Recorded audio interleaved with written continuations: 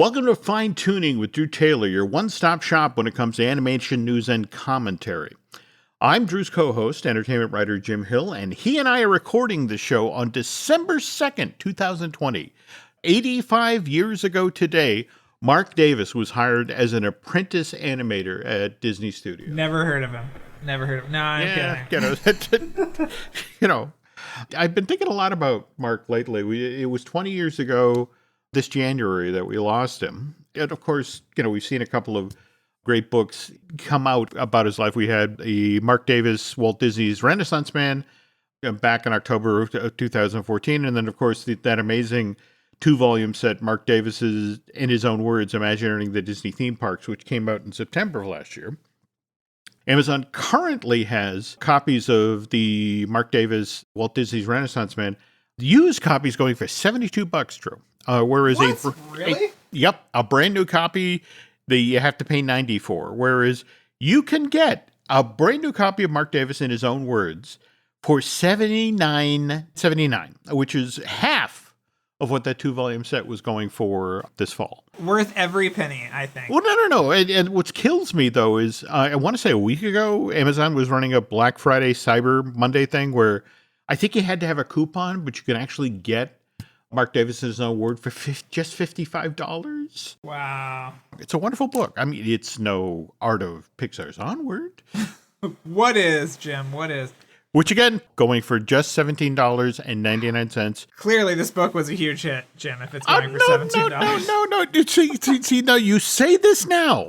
But again, you look at what happened, that Mark Davis, Walt Disney's Renaissance Man thing. I want to say that was $25, maybe $40 6 years ago. And the fact that it's doubled and in some cases tripled its price. Well, you and I both know that when we're doing projects and things, it becomes a kind of like game of shell that who has what art of book that maybe you don't have and is now out of print. It's a nightmare. I'm currently trying to find the Tron Legacy book. If anybody has it, let me know. Please send it to me. I am in desperate need. Okay, I think, again, it's in the basement, but I'm in the middle of my library reorg project, so Which has been going on for how long, Jim? There are thousands of books. They keep coming. I know. By the way, not to nag, but I did send you my copy of The Art of Onward. I have it, Jim. Several months ago to be autographed. You didn't like my hastily signed card in the other one? Were you being pursued by supervillains at the time? I mean, I'm just gonna say it was not a glamorous book signing that you see in movies. It was me sweating in a storage room over this giant stack of cards, but it was the only signing I got to do, so I did have fun. I will say that. I'm grateful to have that card, but I want the real one. I will give it to you. And I got the Art of Soul book this week too, which is absolutely fabulous. You were right. It is. No, it's a killer book, killer work. But don't read it if you're like Jim and want to ruin it for yourself. You can read it, but I just saw a piece of art today that totally gives away. I saw this online as part of somebody's review. And they don't mention the plot twist, but there's this piece of art that involves, again, it's one of these things you cannot look at it and go, oh, yeah. So we've said too much, Jim. Yeah. Okay. Anyway, holiday shopping makes me think of holiday specials. And 6 years ago tonight, the Toy Story That Time Forgot debuted on ABC, which was good. But again, no prep and landing, which brings me to my complaint of the week. You have the soapbox, Jim. Go ahead. This past Sunday, channel surfing and ABC is running Prep and Landing. I love this special. I think in a lot of ways, it was one of the things that signaled that Walt Disney Animation Studios was back, that they could make this wonderful, cute, clever, genuinely entertaining all the way through 22-minute long holiday special. So I'm sitting there, and again, I've seen it countless times, so I know this thing backwards and forwards. And they're well into the second act of the show. They get to the point where McGee calls Santa in the sleigh and uses the code Figgy Pudding. They have to veer away from Timmy's house because of the storm, because the prep and landing site hasn't been made. And then at that exact moment, they cut to commercial. And I'm sitting there and I start foaming at the mouth because there's 90 seconds left in Act 2. that actually sets up the whole third act of this holiday special. And Disney, for the first time, and I know in the history of holiday specials, they do this all the time. Anyone who watched Rudolph on CBS back in the 90s, there were whole scenes that were cut to make time for more commercials. But this one, I thought that was because of Rudolph's outspoken stance against Richard Nixon that it was cut.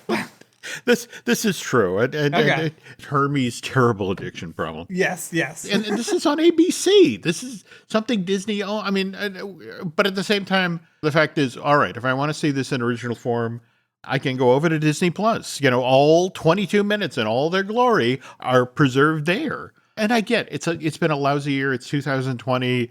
Networks need to make more money, but it's just like you cut those in the 90 seconds you cut out of it.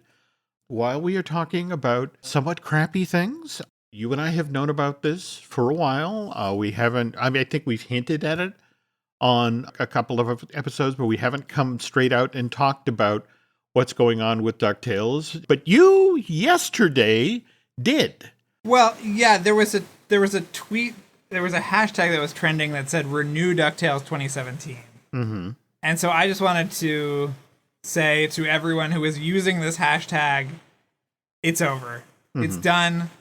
Disney Channel has not announced it yet, but this is what's going on. And you know what? I honestly didn't know if it was that much of a news story. I mean, you look at how many people are now working on other things that were working on the show. I wasn't speaking out of turn, I didn't think, but it ended up being huge. Oh, yes, it blew up in a large way. Yeah, people were mad that I did it on the day that it went on hiatus. I mean, I don't know. But anyway, I wrote about it this morning and said, listen, you're going to end up with way more episodes than many of the classic Disney afternoon shows because it's not going to end until 2021 at some point. And, let's be happy with what we got. But even after I posted the story, it got even bigger. There were two of the top trending topics on Twitter were DuckTales related directly to my reporting. So it was crazy. And I was totally taken off guard, caught off guard by this whole thing. So by the end of the day, Disney had actually fessed up. Do you want me to read the statement, Jim? Please. Okay. The talented creative team led by Matt Youngberg and Francisco Angones, who are both super talented. That's my aside, but yes, have delivered exceptional storytelling with uniquely reimagined characters for 3 seasons of 75 episodes and more than 15 shorts. Now, I want to just break for a second to tell you that the 75 episodes means that there are 10 more left. Because the episode that aired last Monday was episode 65. Okay, so that gives us a clue. There you go. So there's 10 more. While physical production has wrapped, DuckTales continues to be available daily on Disney channels and Disney Plus around the world, and fans will get an epic season finale in 2021. I don't know why they didn't say series finale. That's sort of odd, but I have to admit I was fascinated by that language as well. Epic season finale, because I think you were talking about it's ceasing physical production. Right. Okay.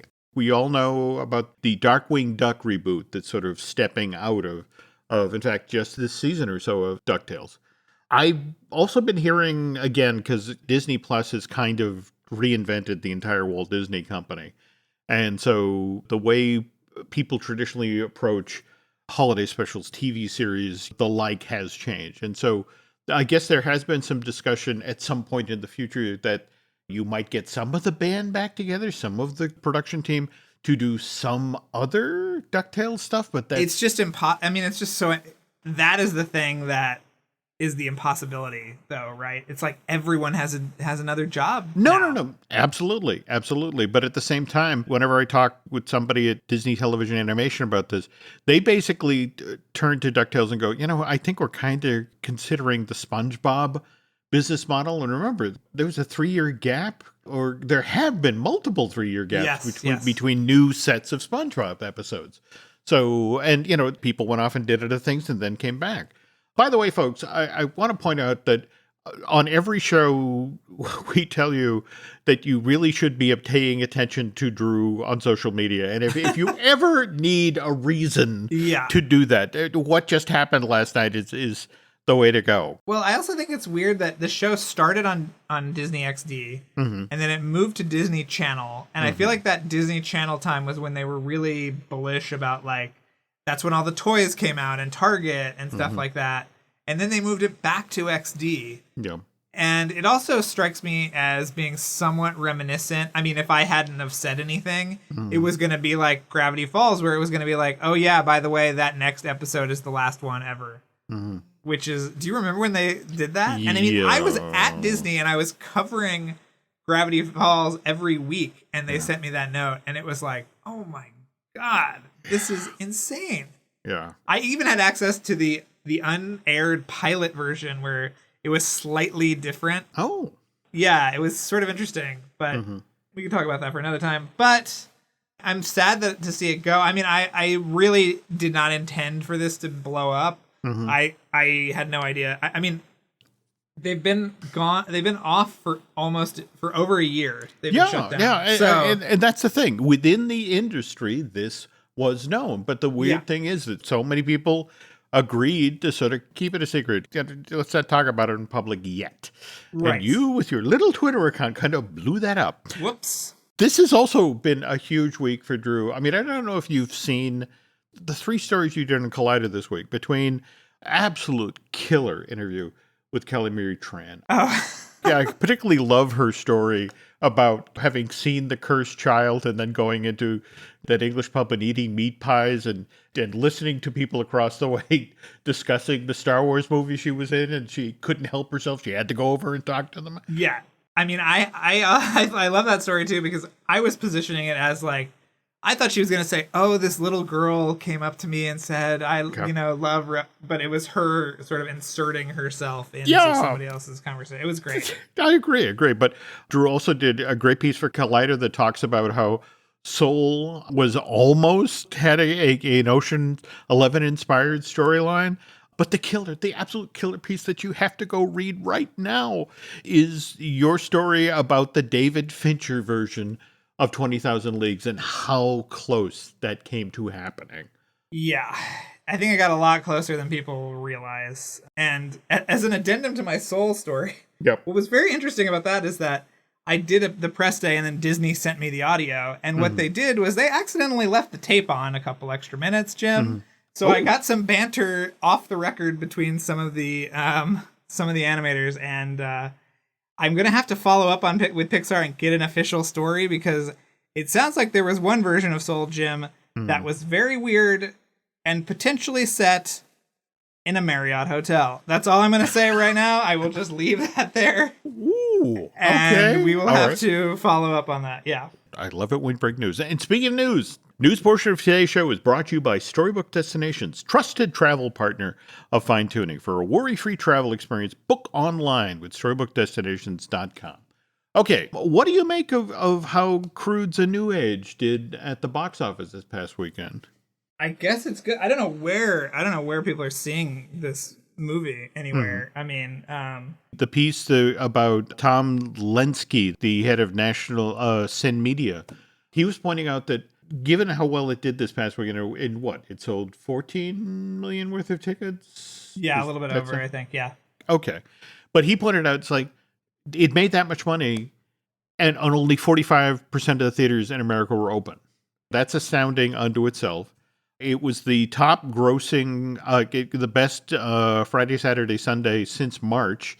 It was the strongest opening for a film, animated or otherwise, since Onward. So what do you make of what he said about, that this bodes incredibly well? Yeah, I mean, I think the quote that kind of stuck out to me was he said, it's proof that movie theaters will bounce back. It's not if, it's when. Mm-hmm. So I hope that that's true. I just don't. The question I have is when, because I don't know when that will happen. Obviously, still things are shut down in New York and LA, and things are seemingly going really pretty poorly with the whole coronavirus thing. So we'll see. I read a piece about the slow walk back to normalcy. What they stressed is that we're seeing the first wave of the vaccine. The first sets of vaccines are going to go to first responders and the most vulnerable. But the problem is the Pfizer and Moderna. Yeah. Okay. they're a 2-shot vaccine. So folks who get it in late December, early January still have to get the second shot. So that's February.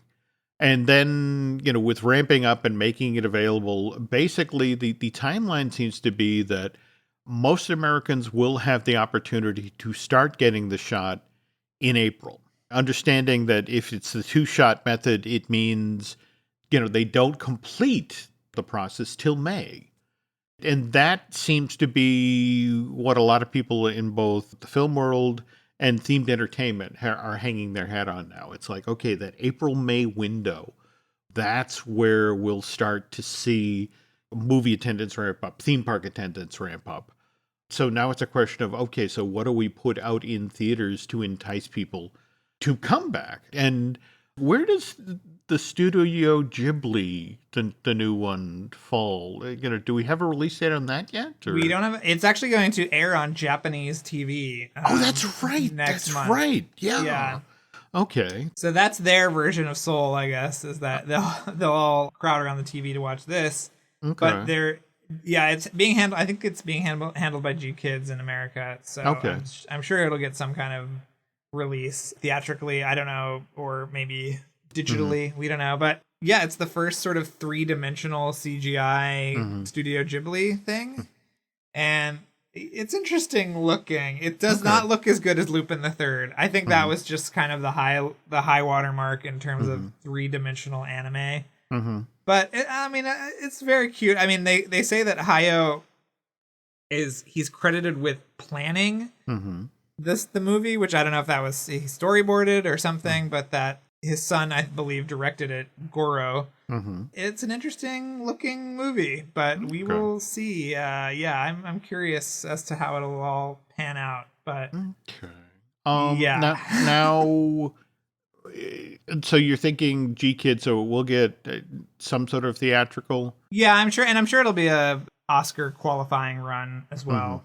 But what's interesting is that somebody in the Academy, I had him go look at the list of animated features in consideration for the feature Oscar, animated Oscar, and Wolfwalkers is not on that list. Oh, wait a minute. Okay, now and I even messaged Tom Moore, our good friend, co-director of Wolfwalkers, and he was going to look into it for me because I said, what is this about? Like, you got to make sure that this is in the running because it is an amazing movie. No, absolutely. Also, want to remind our listeners here that Wolfwalkers debuts on Apple Plus next week, December 11th. And seriously, you have to see this film. It absolutely amazing looking and such wonderful storytelling. But what happened there? Normally, you need 2 weeks in LA and New York. Yeah, although this year they changed the rules and they said if it was supposed to come out in theaters, it's still eligible. Okay. So that's how Soul is up for it. But yeah, I don't know. So anyway, that's a developing story, Jim. I'll keep you posted on that. But okay, because it's such a strange year. I mean, if only 45% of the theaters in America are open right now. And even then, how many of them are playing Home Alone, right now? Some mix of holiday films. Whereas Demon Slayer, did you see this headline about how Demon Slayer, an animated feature, has actually overtaken James Cameron's Titanic at the box office in Japan? Yeah. I mean, I remember when, all the people Disney could talk about was, have you seen the crazy amount of money that the original Frozen had made in Japan? In fact, that was one of the reasons it got powered to being $1 billion earner. Yeah, it surpassed Frozen, I think, 2 weeks ago, I want to say. And we're talking real money here, folks. Titanic in Japan back in 97, it made $250 million. So the fact that homegrown animated feature there did as well as it did. It's such a crazy year. It's amazing. It's amazing. That said, though, I guess we should also mention, looking ahead to 2021 and where all these animated features end up. What did you make of the announcement coming out of Netflix about Back to the Outback? Well, I mean, it sounded like that DreamWorks movie that we didn't get a couple of years ago. remember what was that one called? Big B or yeah. In fact, didn't they harvest a short out of all the work that had been done? Yeah. Yeah. So I mean, as you know, Jim, I'm like knee deep and still in my Rescuers Down Under research. So I'm very much in the Down Under spirit right now. But what is that line from The Simpsons when Bart gets arrested in New Zealand, where they're talking about America's brief fascination with Australian culture in the 90s? And he sees the Yahoo Serious Film Festival, and he says, "Those words don't make sense together." Yes. But yeah, so it feels a little bit like that. But you know, you and I are looking forward to Pinocchio and the Henry Selick movie and stuff like that on Netflix next year. But I'm sure we'll watch this one too, Jim. No, definitely. But you just mentioned another series, the story genuinely looking forward to on Collider, and that's your piece about Rescuers Down Under. But there was another animated feature that came out in this same window of time, or predated Rescuers Down Under by 17 years. And that was 1970s Robin Hood. A very, very strange movie, which we'll talk about right after this break. This episode is brought to you by LifeLock. It's Cybersecurity Awareness Month, and LifeLock has tips to protect your identity. Use strong passwords, set up multi-factor authentication, report phishing, and update the software on your devices. And for comprehensive identity protection, let LifeLock alert you to suspicious uses of your personal information. LifeLock also fixes identity theft, guaranteed or your money back. Stay smart, safe, and protected with a 30-day free trial at LifeLock.com/podcast. Terms apply. Optimism isn't sunshine and rainbows. It's fixing things, changing the way we fix things. It's running the world on smarter energy. Because if optimism never stops, then change can't either. GE Vernova, the energy of change. This podcast is brought to you by Carvana. Carvana lets you buy your next car on your terms. Explore a massive inventory online, filter for what matters, and find your perfect match. Then choose delivery to your home or pick it up at one of Carvana's iconic car vending machines. Every car also comes with a 7-day money-back guarantee, so you can make sure it's the right fit. Buy your car on Carvana. Delivery or pickup fees may apply. Limitations and exclusions may apply. See our 7-day return policy at Carvana.com. Carvana. I know we've talked on an earlier show about Robin Hood and how, for example, Disney was originally supposed to, they recorded hours of material with Tommy Steele because he was going to voice the title character.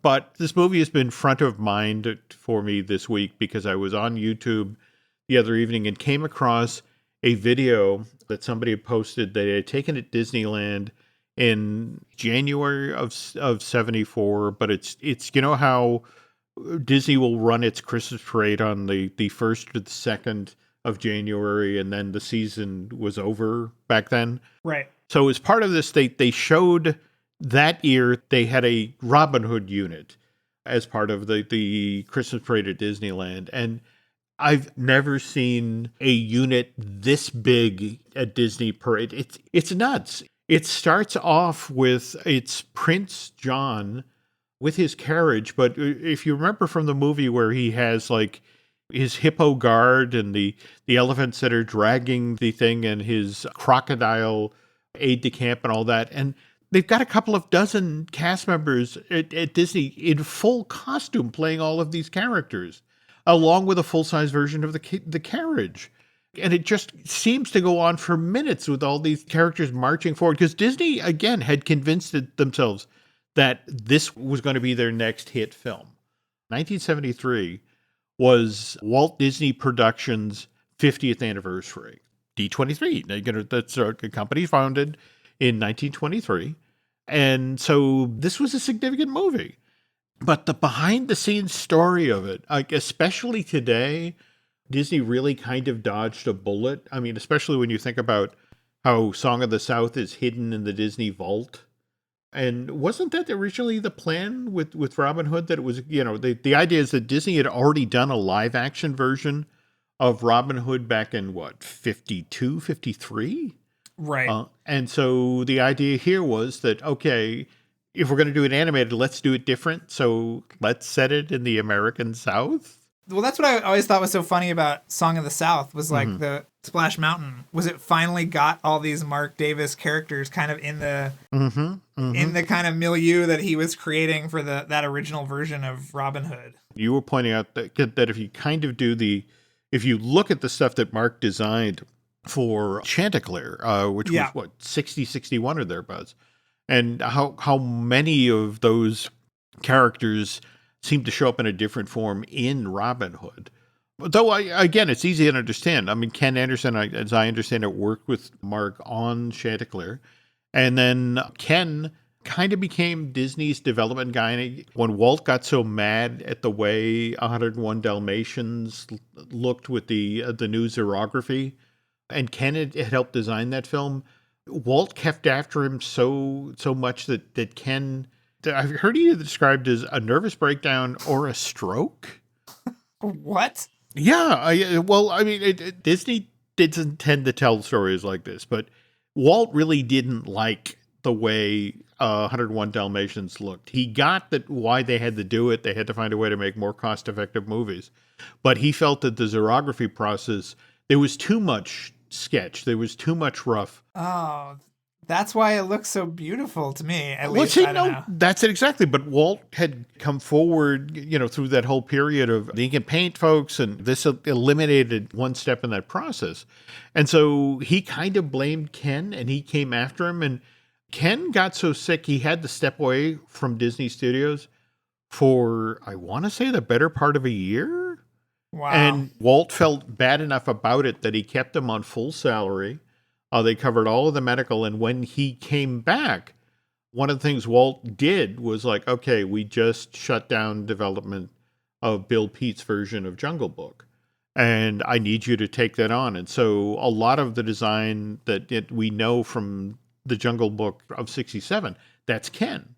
Right. And Walt's over at St. Joe's, and Ken goes to visit him there and supposedly brings over to him in the hospital some of the sketches that he had preliminarily done for the Aristocats, which started off life. It was going to be a 2-part episode of The Wonderful World of Color. It was going to be done in live action. Right. Walt looks at those, signs off on that. All right, we jump ahead now to Aristocats is well along the production pipeline, and it's like, well, what do we do next? And it's like, Ken by default ends up developing Robin Hood. And again, he remembered that some of our very best animation was done for Song of the South. Those animated scenes are stellar. I remember that when we were working on Song of the South in 45, it was one of the happiest times at the studio because the war had ended and a lot of the animators came back. Even the guys who had gone away after the strike. And, so we were back up to full strength for years after years, and people were happy. And he wanted to replicate that feeling again at Disney Animation in the 70s. And he puts together this set in the South version of Robin Hood. And Disney goes down this road for this version of the film quite a while. I mean, think about it. They hire Roger Miller, who's a country music Hall of Famer. He writes all the songs for Robin Hood. He also is the film's narrator, Alan Adale. And if you look at the cast, think about it. You got Pat Buttram, who's the voice of the Sheriff of Nottingham. He's from Green Acres, also long time, appeared in a lot of Westerns. Same thing with Andy Devine, the voice of Friar Tuck. George Lindsay, who voices Trigger, the vulture in the movie. He's from the Andy Griffith Show, Mayberry RFD. And Ken Curtis, who plays Nutsy.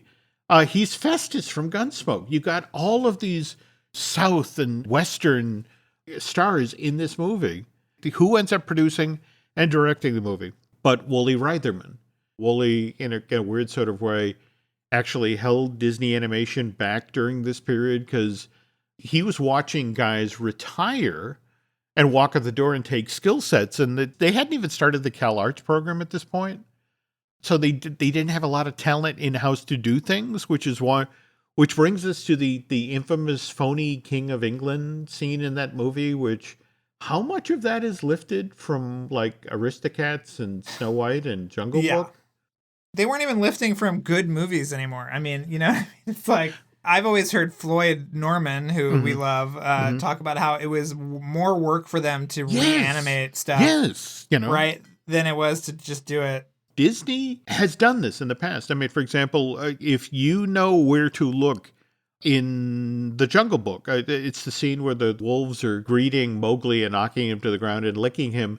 It's basically just a trace over of the dog scene with Wart and the dogs at the castle from Sword in the Stone. And likewise, I mean, in Winnie the Pooh and the Blustery Day, the dancing heffalumps are just traced over dancing elephants from Pink Elephants on Parade in Dumbo. Even during the second golden age of Disney animation, if you know where to look in the original hand-drawn version of Beauty and the Beast, you can see Bambi's mom, and you can see Princess Aurora and Prince Philip dancing. Those scenes are traced over. So it's not like they didn't do it before. It's just that I think the thing about the Phony King of England scene is there's just so much reuse. Right. That's one of the reasons why you can find that scene and then people drop side by side with it the scenes that the animation was lifted from multiple times on YouTube. The other thing I think that's fascinating about during this period is this really is a time when Disney is playing it safe. At this point, Phil Harris is on his third Disney movie as a character. He did Baloo in Jungle Book and O'Malley and Aristocats, and now here he is as Little John. Also, I guess we need to talk about Monica Evans and Carol Shelley, who came on the entertainment scene in the mid-'60s because they were in the Broadway stage version of Neil Simon's The Odd Couple. They played the silly Englishwoman, the Pigeon Sisters, that come into the play halfway through. And they were such a big part of the success of the play that they not only had them come and play the Pigeon Sisters again in Paramount's movie version of The Odd Couple, but they brought them back to play the same characters in the TV version with Jack Klugman and Tony Randall. Oh, really? This is when they came on Disney's radar. There was this era at Disney Studios where it seemed like the only way you got cast at Disney in an animated feature is if you were on the cover of TV Guide. The whole notion of Ron Miller went home at night and just opened TV Guide. Oh, that's an interesting person. So the Pigeon Sisters inspired the Gabble sisters, Abigail and Amelia, the two geese sisters we see in the Aristocats. Seems like it would have just been easier to just make them pigeons, but, that's just me. They come into that film. Disney enjoys working with them. So when it comes time to do Maid Marian and her handmaiden, Lady Cluck, it's same thing. They turn around and hire Monica Evans and Carol Shelley again. Disney in 73 was so convinced that Robin Hood was going to be a hit. You can go over to disneydocs.net right now and look at this report, folks, but it lays out like a 5-year plan for the attractions that are going to be built at Walt Disney World starting in 73. And in June of 77, they had penciled in that the Magic Kingdom was going to get its very own Robin Hood ride. And I remember talking with Tony Baxter about this idea, and he said, yeah, I saw that come through the building. But the problem was that Robin Hood didn't have a distinct enough look to warrant an attraction. Can you remember anything about the castle really at all from that movie? No. Or the tournament scene? I think Tony described it as rocks and leaves. If you look at the movie, it's a lot of rocks, it's a lot of leaves. Yeah, you have these cartoon characters, but for an attraction, you need a distinct setting. You have to have people excited like, oh, we're going to the tournament field, or, oh, we're in the treasury where Robin is stealing the stuff. And it's just, people didn't know the film well enough to do that. Which brings me to my next question. If this is really the case, why are we seeing this live action Robin Hood CG hybrid that Disney announced back in April? Well, I mean, besides just running out of things to remake, Jim, I think that what you're talking about is a great reason why it should be remade, though, right? Mm-hmm. You remember the characters, you remember that amazing design work, but the story is a complete fog. I am with you 100%. I watched it recently and don't have much of a grasp on it. So I think it could be a great thing to reinvent, but we'll just have to wait and see if they can get it done. I don't know. Okay. Well, speaking of done, folks, that we reached the end of this week's show. But that said, I have one more thing actually, Jim, that came through while we were recording. Okay. What is that? That the creators of DuckTales have an official announcement too. Oh no! Just now? Oh, just okay. now, yeah. So Wow. they said we've always said that you have to go into every season of a show as if it's your last, leave nothing on the table, and have faith that your team will eventually be able to top it. With that in mind, we crafted season 3 of DuckTales as one focused on legacy, on the future of the Duck family, and what that means, tying into questions and mysteries that we set up way back in the very first episode of our show. So ultimately, we were prepared for this season to be our last. So they knew. Our whole team is so proud to be a part of the continuing legacy of these characters. Even more so, we're proud of the community that this show has given us, from our dear friends on the cast and crew to all the fans we met in person and online who share the same love that we have for these incredible characters. We're sure we'll have much more to say later, but right now, we want to thank you for all your kind words and support throughout this whole adventure, and focus on delivering a fittingly epic adventure for the Clan McDuck as the series draws to a close. Because at the end of the day, we're all fans and we're all family, and family truly is the greatest adventure of all.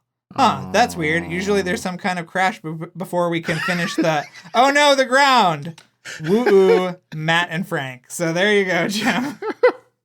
Oh, I love those guys. Yes. Okay. Well, we could grouse. We could be upset. But again, we still have 10 episodes yet to come, and supposedly epic season finale, not series finale. Yeah, but in that recent episode where they're like, oh my God, we have to go back and collect all the things. And, it was like, oh, this is going to be awesome. Like, they have set it up for a great finale. So I can't wait. But anyway, so I just wanted to share that, Jim. That's great. That's terrific. And speaking of sharing, can you talk about what's going on with Light the Fuse these days? Well, by the way, I would be remiss if I didn't mention, is it Katie who's been designing the merch? Oh yeah, Katie is our graphic designer, and she made a absolutely killer sort of fake Christmas sweater T-shirt that you can get, which is, I think, really cool. I totally agree. The really handsome stuff that's easy to read and very distinctly the Mission Impossible films. So yes. And what really is annoying is that she does it like in a couple hours while she's sitting on the couch, whereas I'm still trying to get this Rescuers Down Under thing written, and she's just like doot dot deet doot, and then there's an amazing design, but well, like you and I both lucked out. You got Katie, I got Nancy. It's a cool number 1 to success, folks. Marry a smarter woman. Yes. To pivot back to Light the Fuse, what's coming down the pike? Oh, I think we've got our Leslie Ann Warren episode coming up, Jim, which I think you'll love. And we did a crossover with another great podcast called the King Cast, and their whole thing is about Stephen King. So we kind of look at Brian De Palma, because he basically started Stephen King's career, and he started the Mission Impossible franchise. So that was actually a lot of fun. And yeah, we got a ton of great episodes, and then rolling into the John Wick miniseries in the spring. We're trying to wrap that up in a dynamic way as well. We are, we would love to get a certain Duke Kaboom to close out that series. So that's what we're working on right now. Well, okay. That sounds amazing. Holy cow. Well, over on the Jim Hill Media Podcast Network, we got Disney Dish with Len Testo. We got Universal Joys with Dustin Fuse. We got Marvelous Disney, the show I do with Aaron Adams. We also have Looking at Lucasfilm. We're doing the last couple of episodes I'm doing with Dan Z, which make me sad, but what are you going to do? And Shelley Valladolid and I are working on a special Christmas edition of I Want That, the merch show, which hopes to be out soon. If you could head over to Apple Podcasts and rate and recommend not only Fine Tuning, but also Light the Fuse, that would be very, very helpful. And if you really enjoyed what you heard here tonight, if you want to head over to Bandcamp and subscribe, that helps pay for multiple copies of The Art of Onward. Can you remind folks how to find you on social media, Drew? Yes, it's Drew Tailored, like a tailored shirt. And yeah, that's me on Instagram and Twitter, so follow along. Okay. And you can find us on Twitter and Instagram as Jim Hill Media, and over on Facebook as Jim Hill Media News. And thanks for listening, folks, and we will be back soon.